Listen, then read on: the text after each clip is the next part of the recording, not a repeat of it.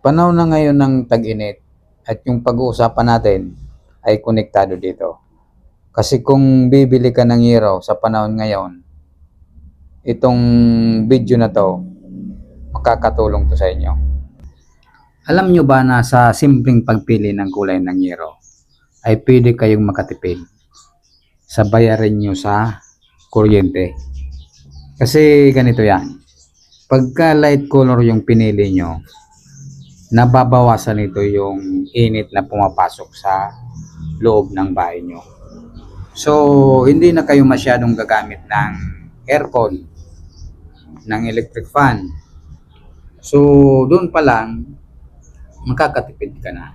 Unlike sa dark color, talagang nag-absorb yan ng init.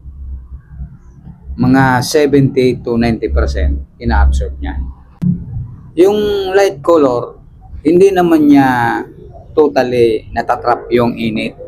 May pumapasok pa din pero hindi ganun kataas na porsyento. Hindi kagaya ng dark color talaga.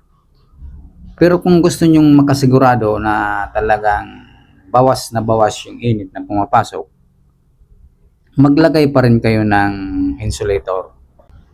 Sa ganitong paraan ay talagang minimal lang yung init na papasok sa bahay nyo. Huwag nyo rin kalimutan yung mga ventilasyon sa eaves para may labasan yung init at hindi madaling mag-crack yung mga kisame nyo. So, itong paraan na to at yung kulay ay makakatulong para maibsan yung bayarin nyo sa kuryente. Ito lang yung tip ko sa inyo. Sana makatulong kahit maigsi lang yung video. Okay? Salamat.